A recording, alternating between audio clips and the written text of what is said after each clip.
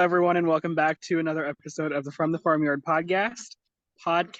Today, we are going to be talking about maintaining your garden. Reagan, do you want to go into our first topic?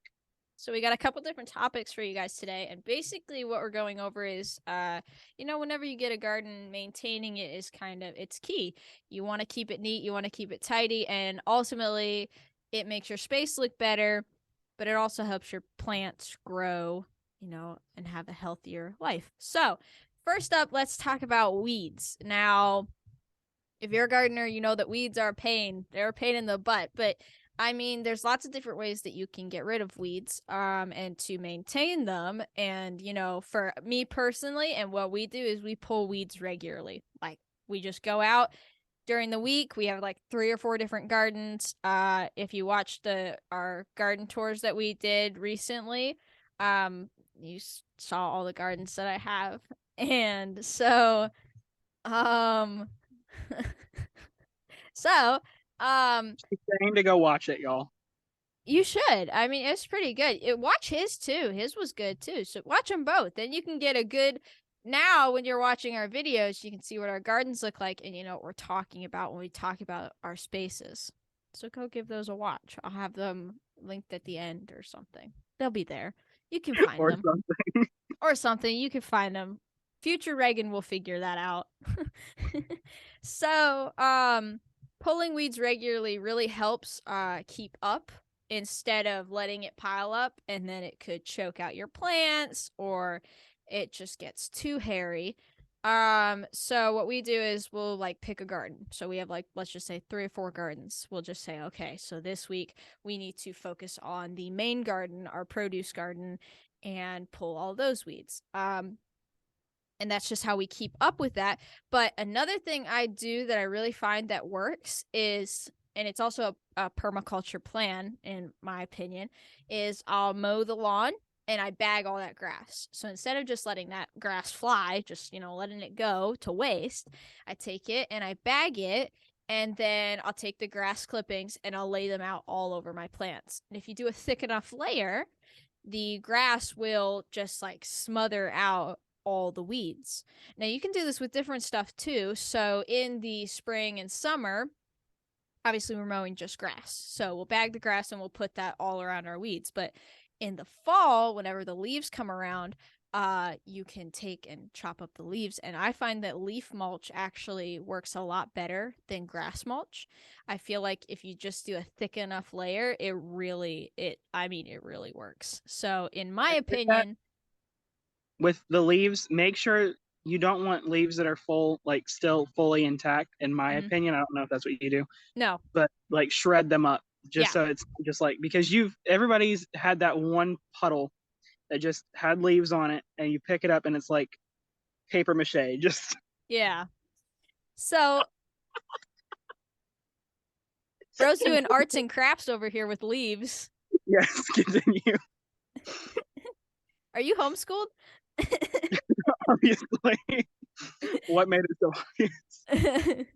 So, but what we do is we'll rake all our leaves into a big pile, and then you just take the mower over the sucker and you just chop it all up and you bag it, and then you just lay it out. And so what I do then is, when it comes time to plant, let's just say overwintering real quick. We'll pull all the weeds completely right before it gets time to winter, and I will cover everything with leaf or grass mulch.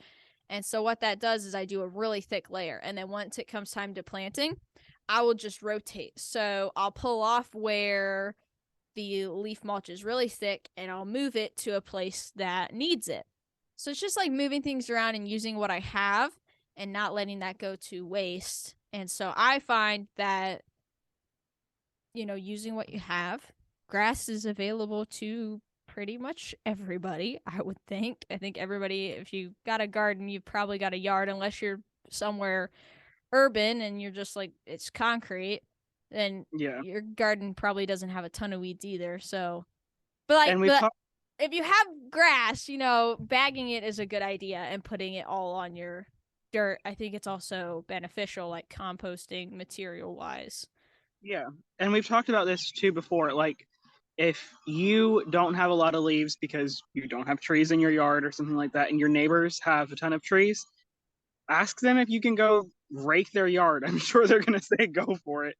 No Right. one enjoys raking their yard, but do that. Or if they have more grass and it's just there, see if you can rake their grass. Check to make sure before you go stealing people's grass if it's been sprayed or not, which That's if another you've good lived thing. Yeah. in a place for a while, you kind of get the rhythm Hmm. of that, but make sure it hasn't been sprayed if you're going to put it on your garden and that's how you like Yeah. growing. But also, anything that's being sprayed on the grass is going to keep out nightshades Hmm. like tomatoes, potatoes, and things like that. It's going to keep those things from growing. So be mindful of that. Just ask questions, and maybe you can have a permanent source of leaves and or grass. You gonna do the next part? Yes, let me get to my notes. Pruning plants. This, a lot of people say that plants don't need to be pruned, but a lot of plants should be pruned anyways. It maintains a healthy environment while where getting rid of diseases where it's not just stuffy. I mean, I could show you my plants in a second. I'll show you the plants soon, or you can just watch a video of me pruning them. That's probably a better idea. Video on that Coming coming soon. very, Coming very soon. soon, guys. We're working on it. We got a bunch of videos coming for y'all. I mean, now that things are growing, we want to show you all how we do things instead of just talking about them. So, video on that coming soon.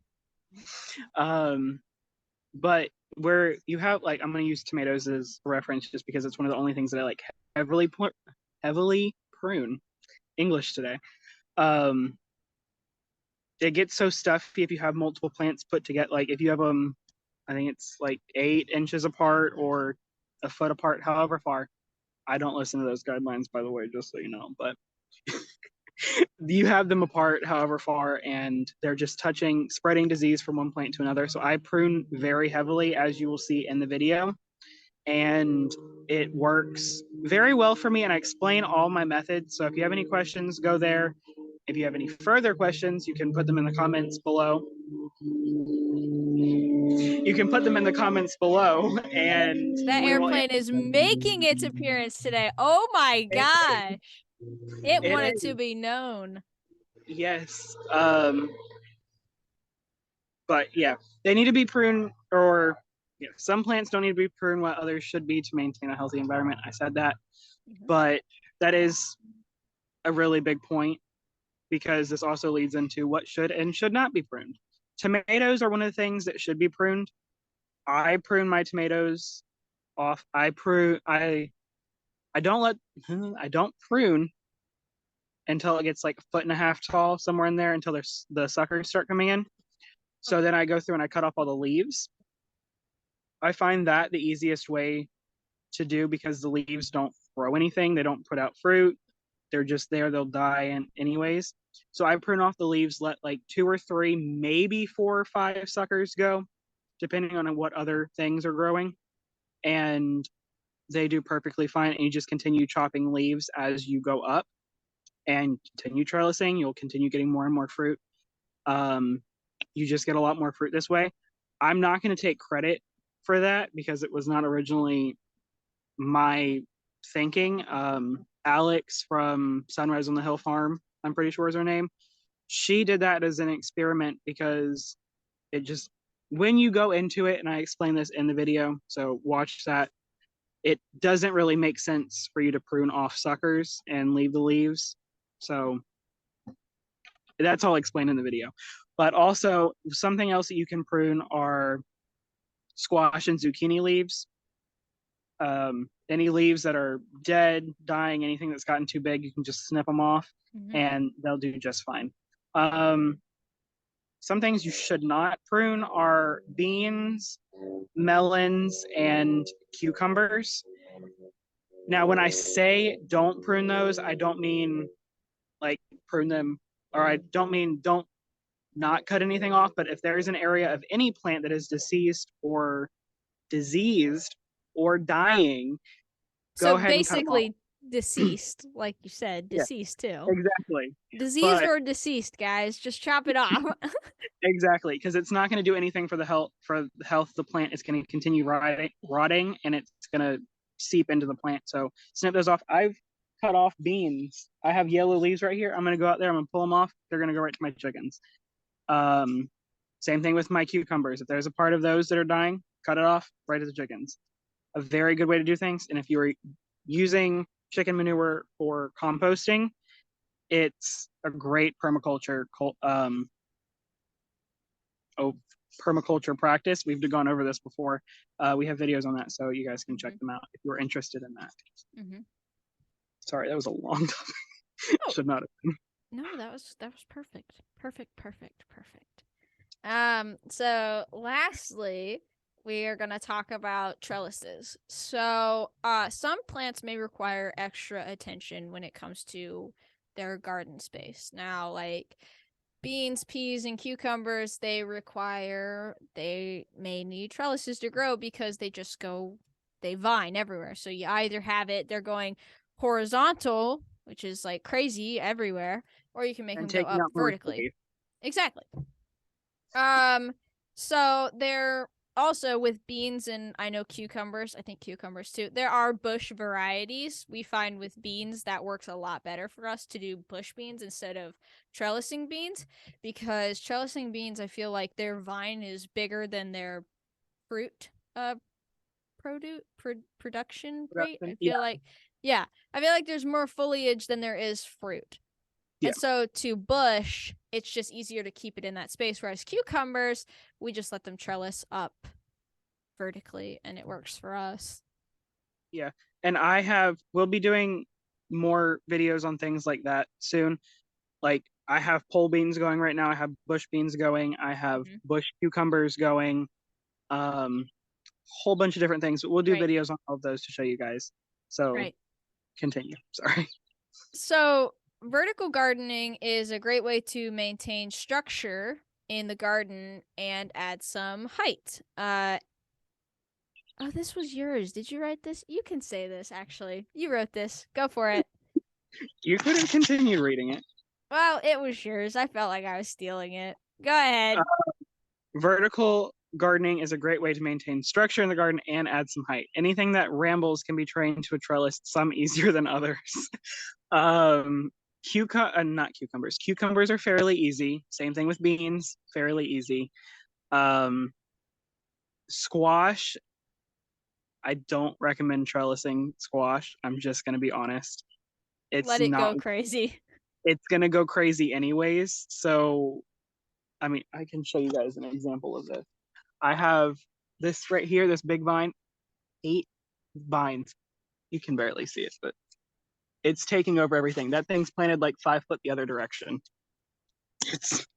It's everywhere. I'm gonna leave it because it can take over the garden. It's getting pulled out like July 15th anyways. So might as well get some fruit and I can plant more.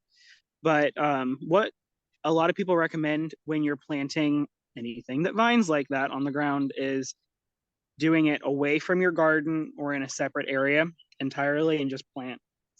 Go crazy, honestly. But you can plant them in a separate place so they're not choking out like tomatoes or flowers of any kind. Tomatoes will also vine if you let them. All the hair on a tomato stem can become a root if exposed to enough water and soil. So those are one thing that are way better when they're trellised because you can actually get the fruit and it's not dealing with pests as bad. And we're going to be doing a video eventually. Like I said, lots of video ideas. But we're going to be doing a video on vertical gardening and how you can make your own trellises and just give you some examples of that. And when it comes to building trellises in your garden, they can be made out of like anything. If you have stuff laying around like sticks or what we like to use is the cattle panels that you can get. Those things are nice. If you want to build a good trellis, get some cattle fence panels. They're sturdy and they last and they're solid. And especially with archways, I find that those stay stronger than normal fence, because typically what happens is the normal fence ends up bowing under the weight of the plant. And so cattle fence panels stay a little bit sturdier. But videos on that coming soon, and giving different examples of trellises and how that works. But you can build them out of pretty much anything. Using what you have on hand is always a plus. Just if you have fence right in your backyard, give it a try. It doesn't have to be an archway. It could just be an up and down, just grow a wall. Now, you may need extra stakes to keep if it's just a normal fence, but if you have it on hand, give it a try. There's lots of different options for building trellises. Exactly. And one of the other things, and we'll mention this in this one for now, and we'll go more in depth later, is bamboo. If you can find somebody who has bamboo running wild, it does spread. So I'm sure they're going to say, hey, you're fine to just go out and cut down a few stalks and cut them up into whatever size you need, let them dry out over winter, and then use them the next year in your garden. That would be a fantastic way to get a cheap trellis. It would be practically free except for string or zip ties or whatever, but go for it. Right. So I think that's everything. Basically, today's video is about, maintaining and keeping your garden in shape, looking nice, and keeping it healthy too. Maintaining your garden is a huge part of growth. If you keep things properly weeded, the plants will live a longer life. Keeping plants pruned allows the plants to produce more and for them to just be healthier all in all. And trellises provides more growing space. Instead of letting your cucumbers go horizontally and just go crazy, make them go up. Vertical gardening is an awesome way to do that. But maintaining your garden is a huge part of gardening. And yeah, I think that's everything for today's video. You have anything else you want to share? Only thing that I can think of is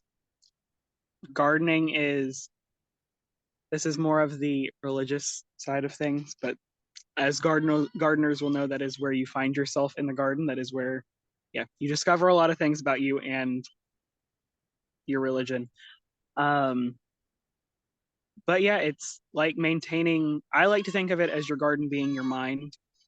You have everything structured or whatever. Sometimes unstructured can be very beautiful and it can be fantastic still, but like weeding your garden, that's probably important. And what I correlate that with is weeding out those negative thoughts or getting rid of just bad habits that you have that you continue doing. Right. And that's the easiest way I can put it. Is it's very much like that, and I find it very, very ironic, but that's just how my mind goes. So I weed everything very regularly. I didn't talk on that earlier. I go through like once a week and just it's like 10 weed total. Right. It's so easy. And if you keep up with it, it makes it even easier.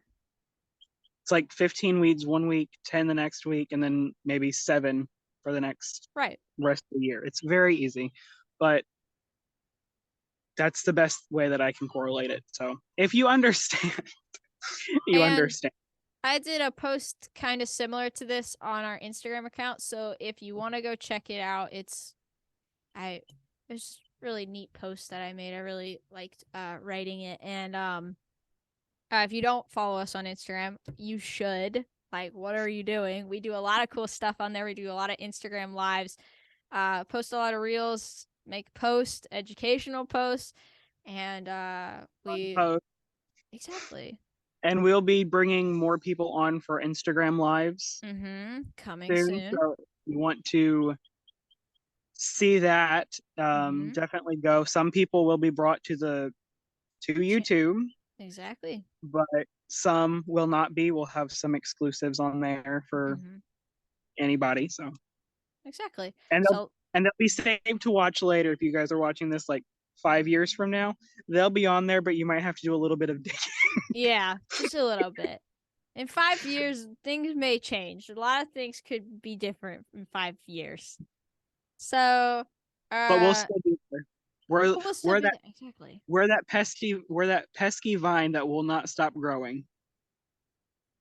What a way to end a video. Let's go, guys. Not in a bad way, but we don't die. We we will don't. not go anywhere. There you go, I'm guys. not meaning it like that. No, We don't go no, anywhere. I We're not loved gonna it. go. No, I'm serious. I loved it. That's a great way to end the video. Guys, thanks so Well, much for watching. This is a fun episode. We hope you guys enjoyed.